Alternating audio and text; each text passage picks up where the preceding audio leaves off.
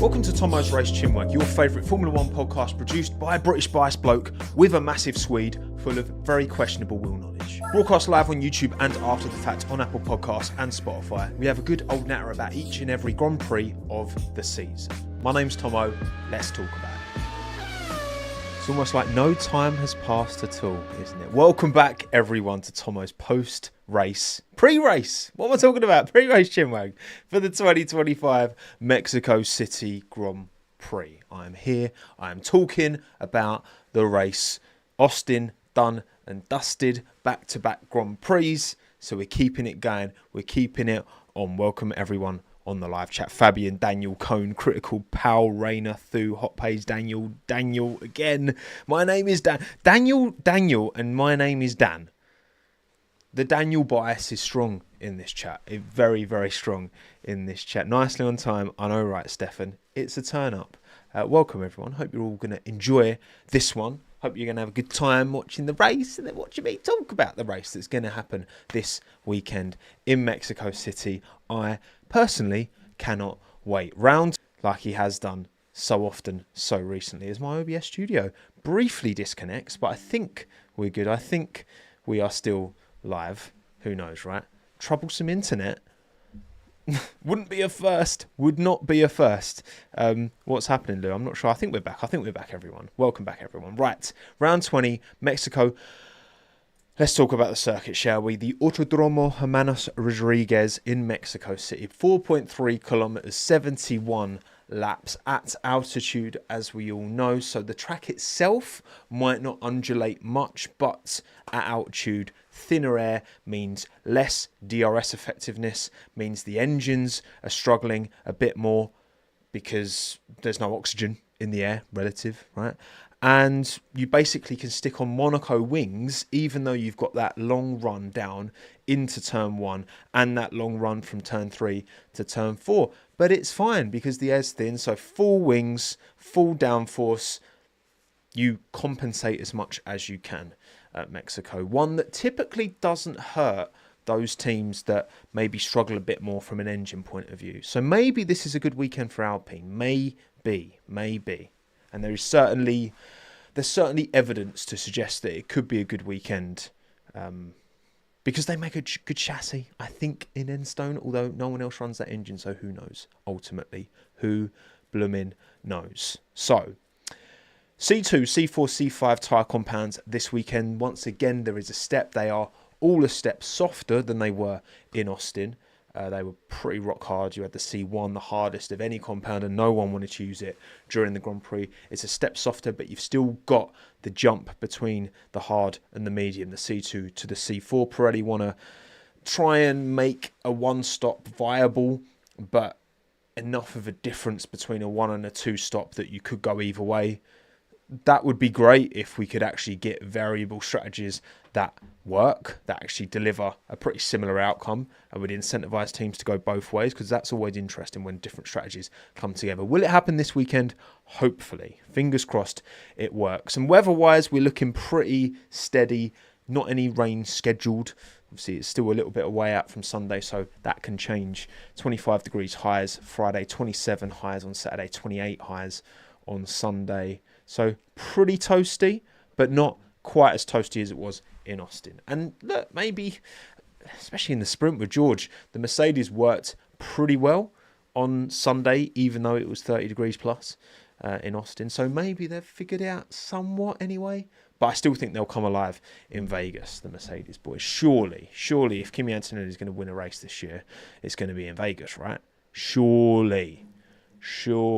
Right, so anything else you need to know about the track? I mean, again, turn 1, big overtaking opportunity. We see a lot of moves going in there, and it's a pretty chaotic turn 1. We talked about this in Austin. We saw this in Austin. It was perfectly demonstrated by Oscar Piastri and Nico Hulkenberg, how chaotic turn 1 at Austin can be. But also here, we've had many an incident. Remember Checo going hell for leather in 2023, trying to go around the outside, full YOLO send, and didn't work out, but great images for the F1 movie that they very much enjoyed. They were very happy with that, I'm sure, at Apple.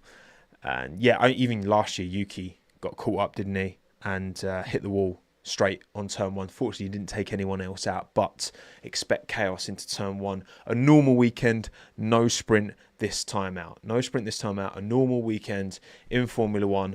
Although that does lead to something we're going to talk about later, because there are a lot of rookies in FP1 this weekend. 9 of the 10 teams, in fact, are running a rookie in FP1. Mandatory FP1 rookie testing, as we all know. So we'll see if that affects anyone this weekend negatively, right? Because there's always a chance. But yeah, what happened last time? Why is Zach Brown photobombing a Ferrari celebration? Well, Carlos Sainz won the 2024 Mexico City Grand Prix. And Charles Leclerc was on he was P3, wasn't he, Charles? I'm pretty sure he was P3 and Lando was P2. Am I getting that right? I think he was. But yeah, that was Carlos Sainz's most recent win in Formula 1. Obviously knew that he wasn't going to be staying at Ferrari going into this year at the time, but still got the job done. Proved a bit of a point, I think, did old Carlos, because yeah, it was a pretty goated win, Matt. I'll give you that. It was a very good win for Carlos. Hugely happy for him, right? Obviously, Williams was a gamble that he was forced to take, ultimately. I mean, it could have gone Audi, could have gone Alpine, right? But Williams feels like it is the best place for him, and I think it's kind of paid dividends of those options that were available to him, but we will see in 2026. Because if Audi come out swinging in 26, if Alpine with their Mercedes power unit are really strong in 26, then maybe he'll feel differently. But right now, Williams have given him, he's got a podium and he's got a sprint P3. So he's done pretty well so far. And he's been the one picking up the silverware this year, not Alex. Even though Alex has got all the points, Carlos has been picking up the silverware. So yeah, I think Dino, like you say, best choice for this year. But it's all about 26 and beyond, whether it's for Carlos, whether it's for Lewis, whether it's for anyone else who's moved team ahead of the new regulation change. But yeah, last time out, good vibe, Carlos Sainz win. And, I think Carlos and McLaren will always have a pretty good relationship. McLaren, in a way, when he moved there from Renault, he got beaten by Hülkenberg in 2018. His stock wasn't particularly high, Carlos's, but McLaren took a punt on him, and it really, really worked for Carlos and got him that Ferrari seat ultimately. Now, does he wish in hindsight he'd have stayed, looking at where McLaren are now? I mean, if buts and maybes, right? But at the end of the day, winning in the Ferrari, that's something special. That is something very, very, very, very special. So yeah, that's what happened last time out. So let's reflect on the quali head-to-head so far this season. We've been keeping track of these. 23 of 30 qualifying sessions complete this year. 24 Grand Prix, 6 sprint qualifyings as well altogether. And the biggest gap on average, of course, is Verstappen ahead of Tsunoda, 0.671. Then Alonso Stroll, just over 3 tenths. Russell Antonelli, just under 3 tenths. Then it jumps down again. We've got Leclerc over Hamilton, Hadjar, Lawson, Gasly, Colapinto, all around 1.5 tenths. And then the sub 10th of a second, which to me, and I feel like, when I reflect on this at the end of the year, any gap that's averaging less than a tenth, it is pretty marginal. And you can pretty much say they kind of match their teammate, because a tenth is, over the course of the whole year, right? A tenth is... it's very, very, very marginal, right? So Bearman Ocon, Hülkenberg, Bortoletto, Piastri, Norris, Sainz, Albon, all within a tenth, all incredibly tight over a one-lap shootout between teammates. Any surprises there? I mean, Hadjar and Lawson has closed the gap a bit, and obviously Liam had a lot of instability at the start of the year, obviously getting dropped from Red Bull, so that wouldn't have helped his calls.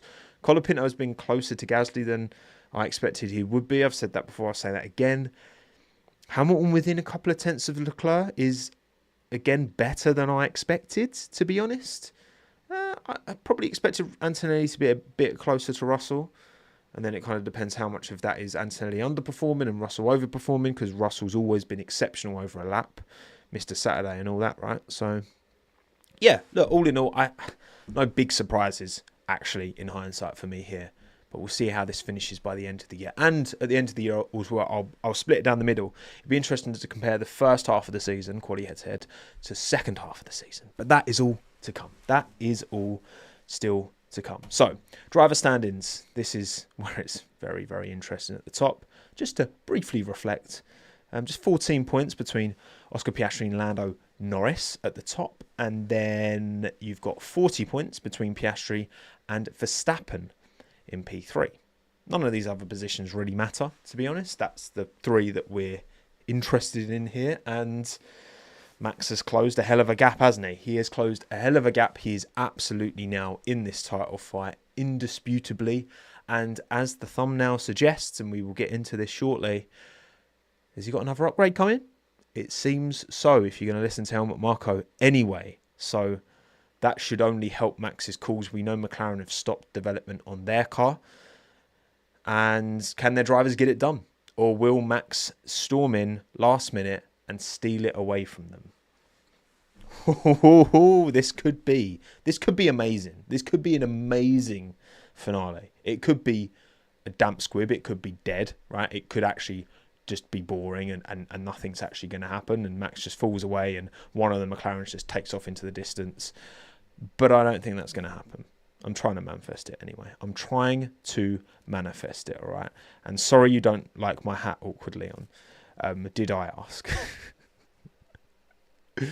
Right. Team standings. Of course, McLaren have won it all. They are 678 points. They took the dub ahead of Mercedes, Ferrari, Red Bull, who are all split between just 10 points. P2 to P3. Now, this, of course, matters a lot to the teams. You've got big prize money. What the gap between positions is roughly 10, 12, 15. You've heard a few different figures. $1 million. What the actual truth is, hard to say. But yeah, we'll see. I think, who do I think are going to get second? Actually, maybe do a little poll here. Maybe we'll do who's taking second in the constructors. This is very tough. There's a good argument. There's a good argument for all 3 because obviously Max has got some unbelievable momentum at the minute, and obviously picking up 25 points, even if Yuki isn't picking up points consistently, or even fringe points. Like last weekend in Austin, Yuki picked up fringe points, and that was enough for Red Bull to outscore any team last weekend in Austin. So perhaps Max will be enough. But of course, at Ferrari, you've got Charles and Lewis, who are, of those 3 teams, they are the best overall partnership in terms of individual driver quality in Charles Leclerc and Lewis Hamilton. Mercedes, you've got a car which, in Vegas should come alive, and we know George takes opportunities when he gets them. And Antonelli's got a top result in him. So I think there's good. And yeah, and you lot are pretty split in the poll as well. 186 of you have voted so far. 33% Mercedes, 26% Ferrari, 40% Red Bull. Tough. I would say, if I had to, I think I would go with Vegas is going to be a big weekend, I think, for Mercedes, isn't it? Red Bull, Max with a title to chase as well. That 7-point gap between P1 and P2, like it's 10 points between P1 and P3, right? Like the gaps get exponentially bigger in the points as you go up.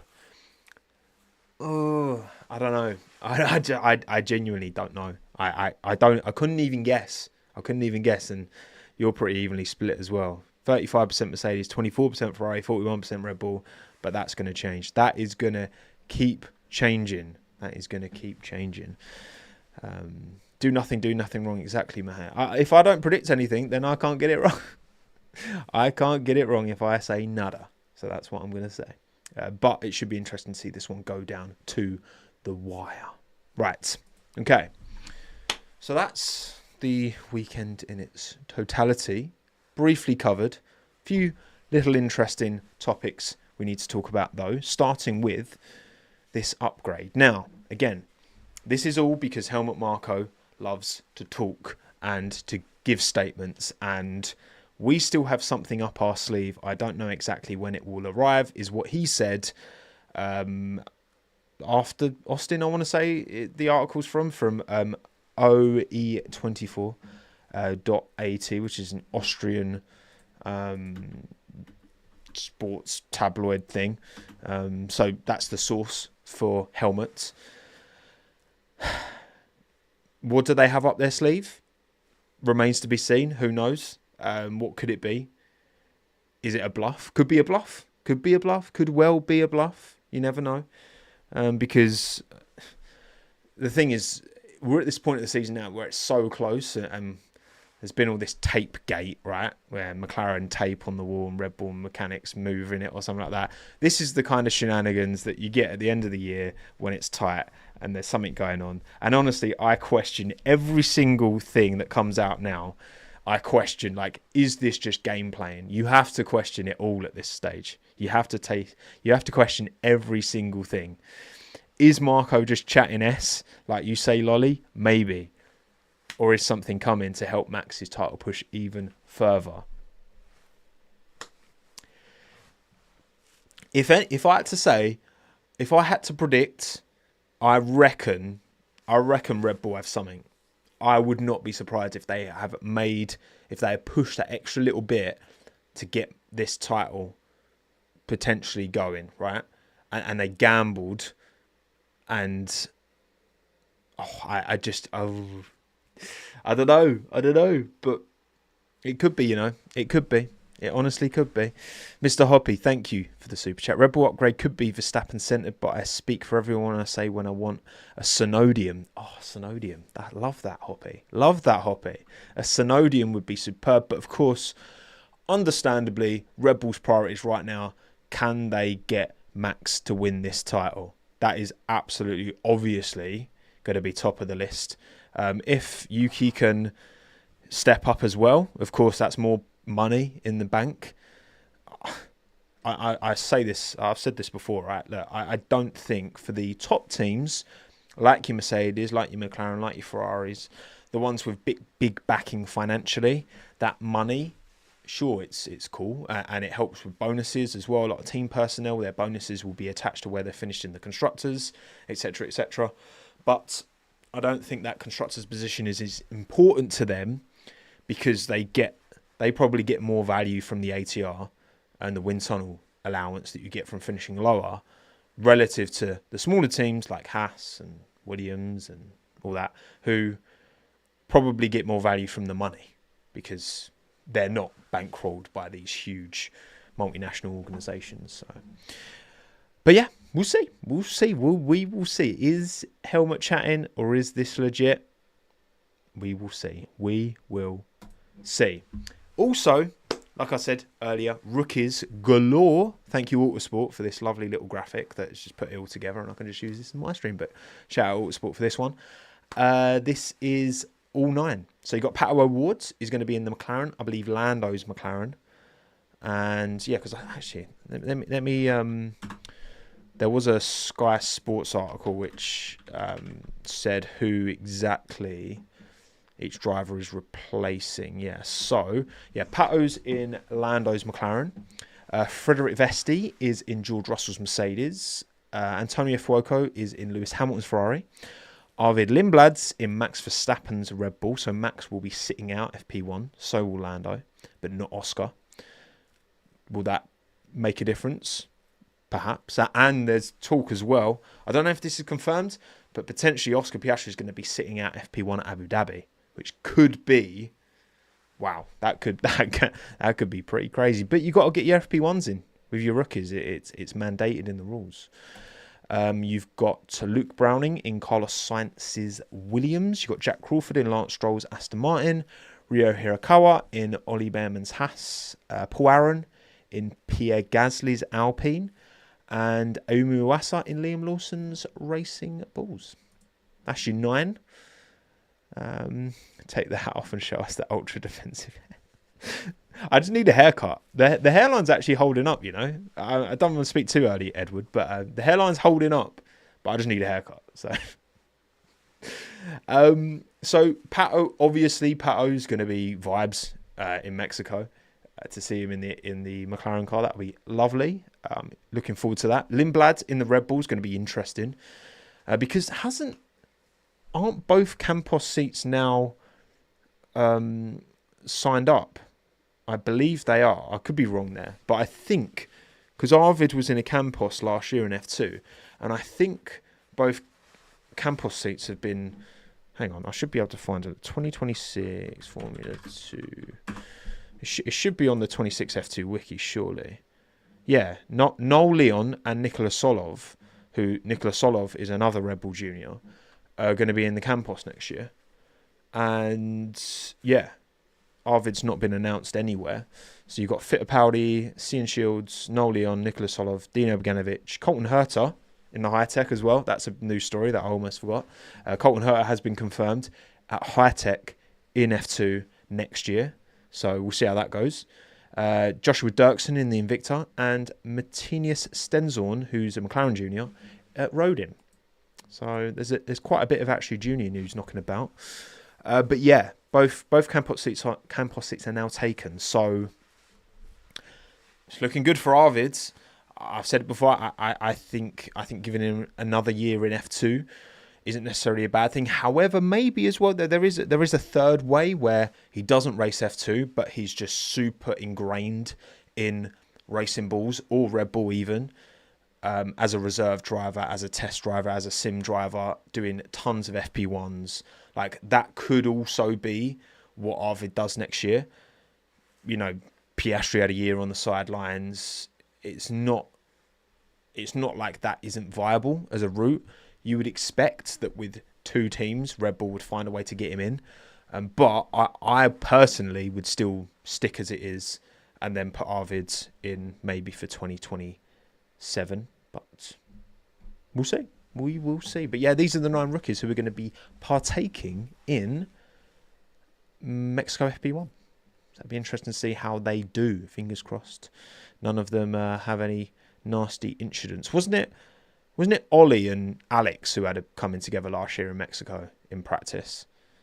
Where like Alex kind of was, I think Alex was at fault really, but like Behrman was kind of in the middle of the road and it was through the S's and Alex lost it and hit the wall. I'm pretty sure that was Mexico last year. Pretty sure. Right, cool, excellent, lovely jubbly. Let's now go on to bangers and clangers. Shall we do bangers and clangers? I think it's time we did bangers and clangers, everyone. Also, before... who's taking second in the constructors? 34% of you say Mercedes, 22% Ferrari, 44% of you say Red Bull. Because I don't need to poll you. I know most of you think Max is going to win this title, which is kind of mad. Kind of mad. Right. Let's get the old water. Lovely jubbly. We are ready to go. So, bangers and clangers time for the 2025 Mexico City Grand Prix. Who's going to bang, who's going to clang? Let's get into it, shall we? Starting with my race winner, who's going to sit on top of that podium on Sunday. For me, I've gone Max. He's won 5 times around here. He is the winningest driver at the Mexico City Grand Prix of all time.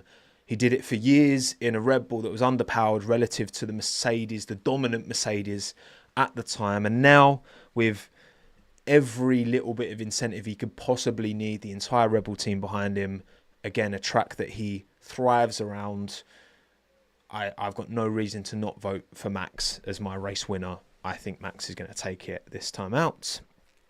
But what about you? Well, 947... That's a funny 947. 949 of you voted. Thank you all for getting involved. I appreciate you all for taking the time. Follow me on Twitter at Tommo McCluskey. Follow me on Instagram at Tommo McCluskey. And subscribe to this YouTube channel so you can get involved in the polls. I post them across all. Typically, I forget on Instagram, but I've not started remembering. So sorry about that.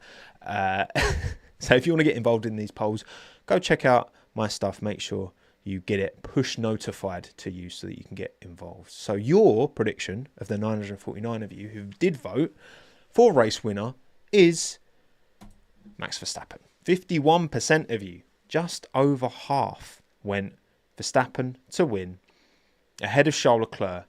25% of the vote for Charles Leclerc. Wow, crazy, love it. 15% Lando Norris, 6% Oscar Piastri. Interesting. I wonder why Charles got so much of the vote. I mean, judging from my video I put live earlier this week, the idea that Charles Leclerc might be better than George Russell is like absolute anti-poison to a lot of you. Jesus. I didn't realise that I'd get such a kickback, but I stand by it. Max and Charles are, in my mind, absolutely the two best drivers in F1, and I will die on that hill. But yeah, and 25% of you think Charles Leclerc is going to take the dub this time out in Mexico. We will see. So we've gone the same. We've both gone Max to win this race, right? You've gone Max. I've gone Max. But what about banger driver? Who's going to bang most of all this weekend in Mexico? For me, banger driver is Isaac Hadjar. I think he's overdue a decent result. He's had a couple of difficult weekends. Your crashy car not quite working as it should be. I've got a good feeling he's doing FP1 with Iwasa in Liam's car. I've got a good feeling that Hadjar is going to have a strong, good chunk of points this weekend for young Hadjar. So I'm going Isaac. Love it. Bosh. And you are going to Franco Colapinto. 25% of the vote. The Argentinian contingent going strong. Love to see it. 12% Verstappen. 8% Leclerc. 7% Sainz. Sainz returning to where he last won his most recent Grand Prix. Obviously in a different car, but the Williams at times is better than the Ferrari this year. So kind of a bit of a sidestep at the end of the day, wasn't it, Carlos? And but yeah, I mean, if Max wins the race, it's going to be a banger drive. But Franco's got your vote, and he is doing FP1 again. Aaron is in Pierre's car, so it'll be interesting as well. I do wonder if Alpine will put Franco and Paul Aaron on identical run plans in FP1 to get a back-to-back comparison. I wonder if they'll use this opportunity. I mean, they might as well, because look, they're not going to finish any higher than P10. And they could actually gain some valuable insight by putting these two head-to-head and using this opportunity. We'll see. We will see. See if Paul Aaron can step up to the occasion and impress Alpine enough. Maybe. Thank you, Ragav. Is 16 Hive the most deluded F1 fan base? Well, look, 16 Hive, CL16. I feel like I'm kind of part of it. You know, like I think Charles Leclerc is just next level. So and I think like perhaps I'm the deluded one, you know. Perhaps I'm the deluded one. Although I have had, to be honest, I mean I've had run-ins with pretty much every stand base at some point. And the Charles Leclerc stands can be mean. They can be mean, but that doesn't waver my belief that he is still the second best driver in F1, and I'm sticking to it. So yeah, banger driver, race winner. We've gone slightly different. I've gone Hadjar. You've gone Colapinto for banger. Then on to clanger driver. Someone's got to get it, and I've gone Oscar. You know what? You know why, right? I think that Stella was talking post-race that Oscar struggled with the wind and he struggled with the low grip conditions in Austin. And with Mexico, the altitude, the thin air, even with full downforce, I'm worried. I'm worried he's going to have another bad weekend. And I feel like there's potentially another clang inbound. Especially going back-to-back with Austin as well. If you'd maybe had a week off, a bit more time to reset, then I'd feel a bit more confident. I'm worried. I am worried. He didn't do great in the tail end of last season. In fact, where did he finish around here? Because, I mean, it doesn't really correlate, like, where he finished last year compared to this year. I mean, he was 8th in the end. I can't even remember what happened in his race. Didn't it? Oh, yeah, he had that run-in with Snow. That was 23 he had his run-in with Sonoda. What happened to Oscar last year? I don't even know what happened to Oscar last year. But either way, as of late, it's not been great, and I'm concerned. I am worried for him around Mexico, I'm afraid. I am concerned for young Oscar, I'm afraid.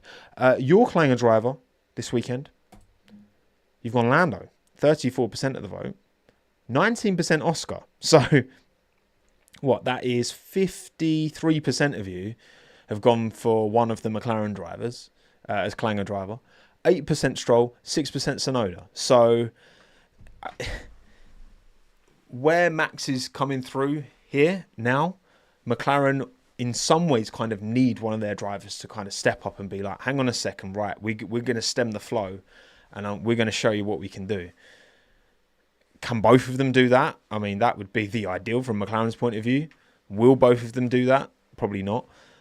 So, the McLaren belief has fallen off a cliff with Max on his way, but 40 points is still a significant gap. So, we'll see. We'll see. 34% of you Lando. I'm surprised more of you have gone Lando than Oscar, to be honest. I'm surprised by that. But, yeah, the Norris hate is pretty forced. I'll give you that. Banger team.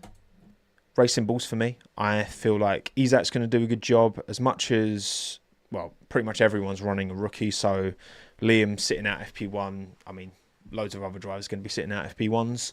I just feel they're overdue a good weekend. I think the Racing Bulls, they can get it hustling around Mexico. I'm feeling good about them this weekend. I think Hadjar maybe even double points. I'm gonna say Isaac points.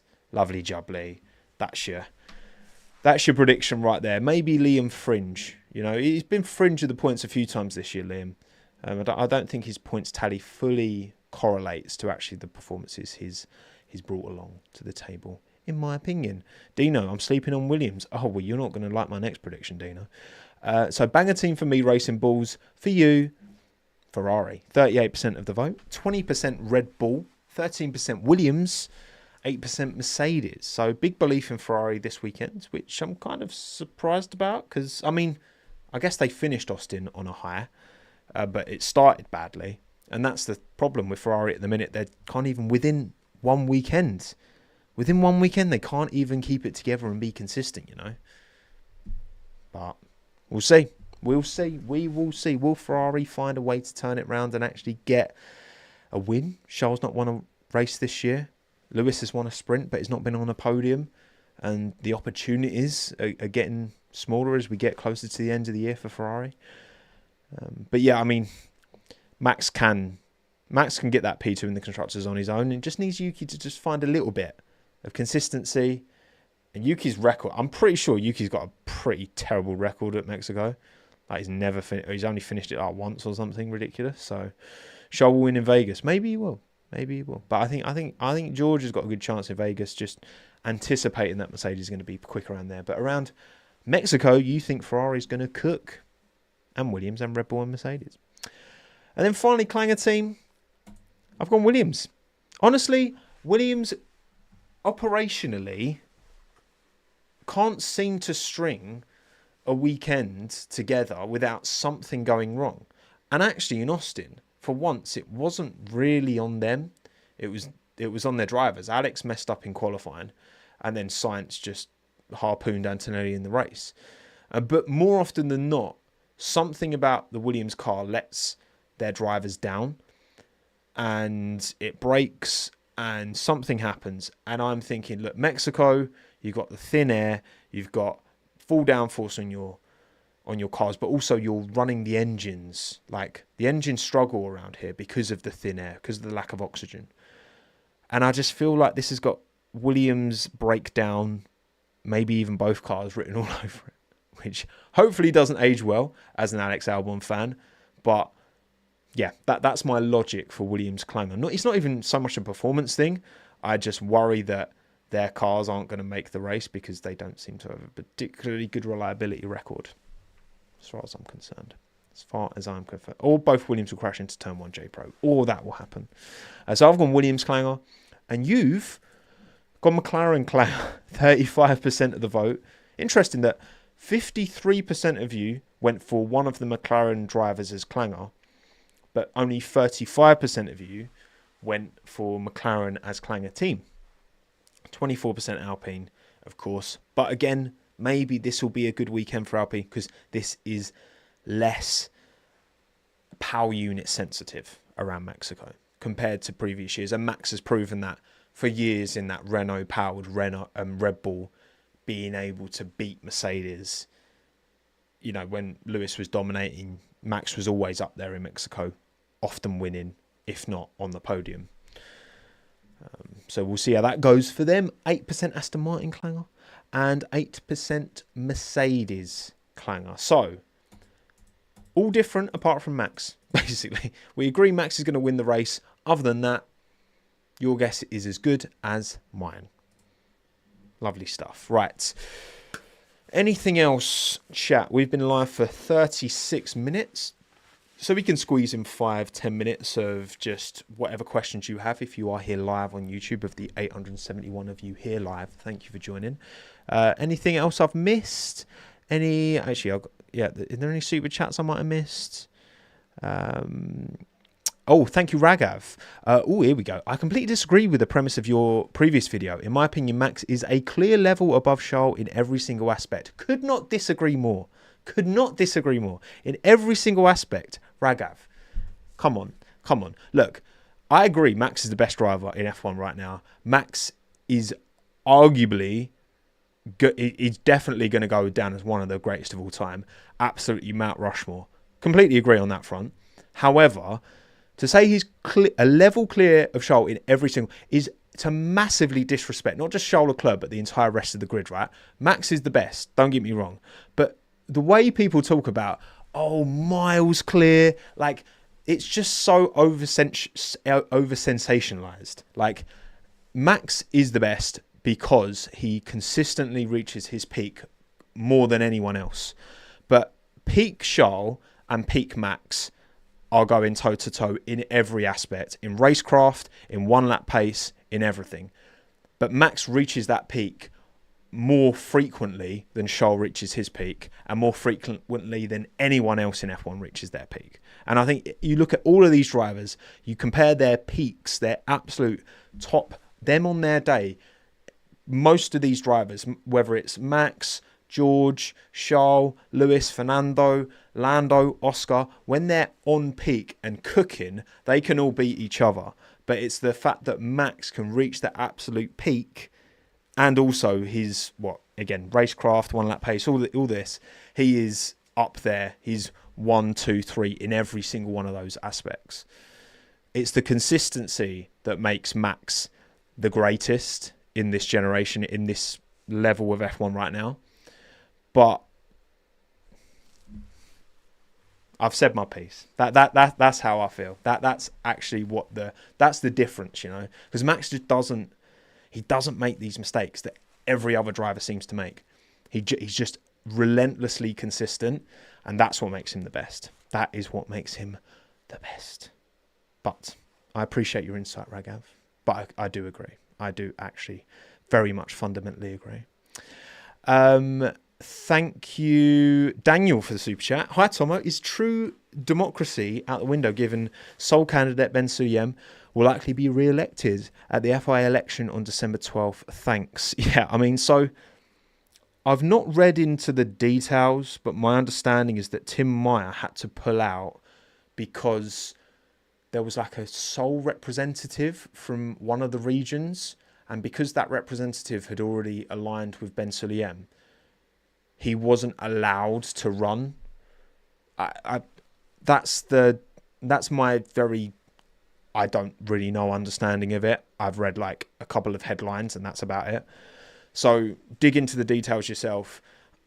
Because I don't know the actual details, I've not read into it enough. I don't feel like I can sit here and give a strong opinion. But does it feel like Ben Sulayem has, during his tenure, structured things in a way that enables him to retain this power? That's the way it feels. That's the way it feels to me. So, yeah, I have very little hope. I mean, as soon as Carlos Sainz Sr. withdrew his application to take the big job, then that kind of was my hope gone. And obviously, Tim Meyer's got a lot of credentials in this space, but yeah, that was he did not pull any punches in his statements, did he, about Ben Sulayem? I don't know.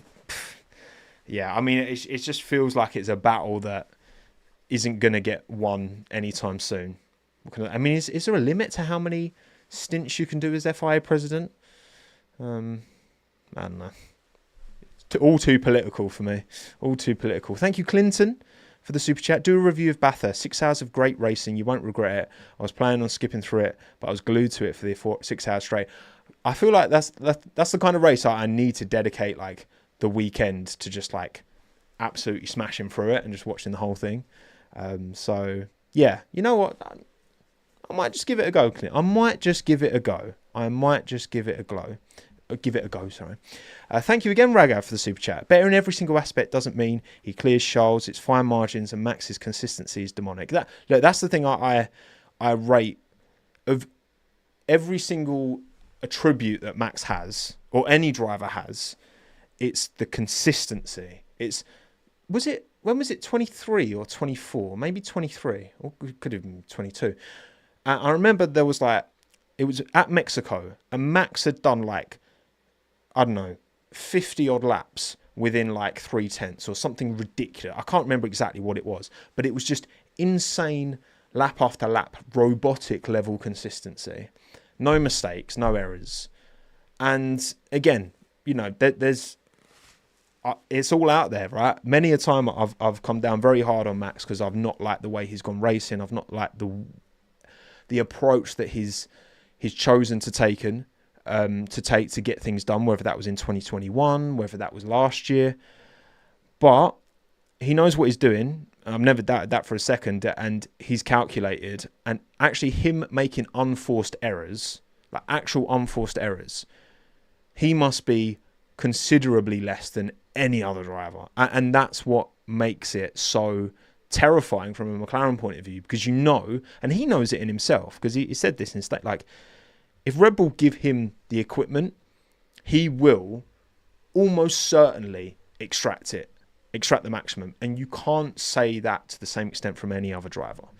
Even though there are drivers who are absolutely as quick as him over a lap, Charles, there's drivers who are absolutely as good at him in racecraft, wheel to wheel, Charles in particular for me. And you can chuck Fernando in there as well. And in every other tyre preservation, all these different attributes that make a great driver, there are other drivers that match him, but no one matches his consistency. That's what makes him the best. That's what makes him the best. Anything else? Jay, interesting. Not sure if this is a hot take, but I'm getting if I'm getting ahead of myself, but it's starting to feel like this championship is coming down to Lando v Max, and I think Lando takes the lead this weekend. Yeah, I mean, look, I guess it's kind of, can Oscar find a way to bounce back from this difficult, 4, even 5 races, really, if you're going to include the Austin sprint in that, which of course you do. Can he find a way to bounce back? McLaren have said they've kind of looked at his car, made sure everything's fine. And we know, obviously, Oscar's running the existing suspension. Lando had a bit of a suspension tweak to get the car feeling a bit more to his liking. It is in his 3rd season of F1, and the cracks are showing. And I think it is Lando's a lot more experienced than Oscar as an F1 driver. But he's not really much more experienced than Oscar when it comes to a title contending F1 driver. Because, that was a long shot last year. Max is both more experienced than Lando and Oscar, way more experienced than Oscar, significantly more experienced than Lando, but also has been there, done that, won these championships, and is the one charging, the one, trying to catch up. So, of course, Max is going to be in a way more comfortable headspace than both of the McLaren boys. And as much as Oscar, is very ice cold in his approach and his demeanour, you can see it starting to, which again, on a human level, of course it is. Of course it is. Your first rodeo. Max made mistakes in 2021, uncharacteristic mistakes that you wouldn't expect from him, as well as, driving very questionably at times. But the driver that Max was then, he's a better version of himself now as a driver. Lando's a better version of himself now than he was last year. And I think Oscar's only going to continue improving. And for Oscar to win it this year would be an insane achievement. With the pressure now of a more experienced teammate catching you up and Max Verstappen in his prime, hunting you down. If Oscar can still get this done, that would be insanely impressive. We will see. We will see. We will see. Mr. Consistent. That's the thing. Mr. Consistent charging up. It's tough. It is tough. Thank you, Hannah, for the super chat. Appreciate it. Do you think McLaren will have a chance in 26, or do you think this is kind of a one-time thing, at least for now, because the regulations are ending? It's a good question. Mercedes power unit is expected to be the best, and you're going to have 4 teams running it next year. Now, McLaren have Rob Marshall, they have Peter Prodromou, they have this technical team that's created this amazing car, and Mercedes have continuously banged their heads against the wall across the course of this ground effect era, so much so that this customer team has outperformed them significantly for the last 2 seasons in particular. The expectation is that, surely Mercedes can't bottle 2026 regs, surely, from a chassis point of view. Alpine have always made good chassis, but I would still expect McLaren to be one of the quickest cars out there, because surely all of the learnings, all of the success that they've had, and the fact that they've, focused on 2026 and beyond from kind of, I think it was summer break when they stopped working on the car, my understanding anyway, and stopped working on the 2025 car. So yeah, I think the drivers, what I will say is that Lando and Oscar need to treat this as if they're not going to get another opportunity. They can't be like, oh, you know what, look, what happens, I'll get another shot next year. Like, they can't afford to do that. They need to both just convince themselves this is their one and done chance. This is their Jenson Button, Kimi Räikkönen, Jacques Villeneuve, one and done opportunity, because that's the only way I think they're going to win it. Because it's so tight between the two of them, but also, and it has consistently been so tight between Lando and Oscar over a lap and over a race distance. Execution-wise, Oscar was way stronger at the start of the year. Execution-wise, Lando's way stronger right now. It goes between the two, right? It goes between the two. But whoever wins in the end, you got to feel probably of... I hope the driver who I feel deserves it wins it. That's kind of what I'm looking for more than anything, I think. Thank you again, Mr. Hoppy, for the super chat. Will we see Colapinto sign an extension anytime soon, or do you think we have to wait until winter break to find out? I think we will. I don't see a Colapinto confirmation coming anytime soon. I think they're going to leave that as late as they can. They'll keep Franco sweating, and they'll give Paul Aaron a good shot. It's a shame that Doohan's kind of fallen out of favour. Like, Doohan's not even doing this FP1. Not that he could, because he wouldn't count towards the rookie thing. But we've not really seen much of Doohan, have we? Which is a shame, because, again, he didn't deserve to be dropped, but I do think Franco's done a good enough job to retain the seat. I think, absolutely. So, yeah, I think they will wait. I think Alpine will wait. Thoughts to Herta and F2. Look, F2 is such a difficult series to predict. The last time we saw a top driver from another championship come over was Ritomo Miata, and he's not done particularly well in F2 at all, really. One Super Formula, which is a very legit series, which is where Galli Rovanperä is racing, WRC champion. He's going to do Super Formula in 26, which is a story in itself. Ritomo won it, came to F2 and was just nowhere. So High-Tech, I think he's backed on a decent team in High-Tech. I mean, where did High-Tech finish? High-Tech this year had Browning and Boganovic, and Browning was particularly strong. I feel like he's been particularly strong this year. Yeah, P3 Browning in his High-Tech this year. Boganovic P8, but I think Boganovic has had some good peaks. Yeah, he's had some difficult kind of middle part of the year for Boganovic, but he won the sprint and P3 the feature race in Baku, didn't he, Boganovic? So I think Colton's going to a good team, showed that they have a good understanding of this this new generation F2 car. So I think he's in a good place to thrive. I hope it works out for Colton. I really do, because he seems like a very sound bloke, and I think he merits the opportunity. You know, merits the opportunity. Hello, J-Bone. Good to see you, man. Good to see ya. Lauren Rossi's 100. Lauren Rossi. What a name! What a name for the archives that one is. What a name for the archives. Right. Okay. I think we're done. 50 minutes. That's been more than enough wagging of my chin for the pre-race CHINWAG for the 2025 Mexico City Grand Prix. Thank you again to everyone here live. Lowell, Connor, Harvey, DH, Dino, J-Pro, Brandon, Fiddlesticks, Harvey, David, Clinton, Nova, Yash, Nathaniel, Hoppy, Harvey, Bailey, Hannah, and the rest of you. Please drop a like on this stream if you're here on YouTube, and comment as well down below. It helps the old algo that me and J-Bone are constantly trying to chase and get to work in our favour. This is going to be going live on Spotify, Apple Podcasts, so if you do like to just listen to stuff sometimes, then maybe check out TOMMO'S Race CHINWAG on there. And if you can't watch it on YouTube, maybe in the future you might just want to stick it on the old Spotify. Video versions on Spotify as well, but audio only Apple Podcasts and the rest of them. I think that's about it, isn't it? That's about it. Fingers crossed this is a banging weekend. 40 points is a big gap, but if anyone can do it, surely it's Max. Surely. Pleasure as always, everyone. My name's Tommo. Thanks again. Have a good one. Ta-da.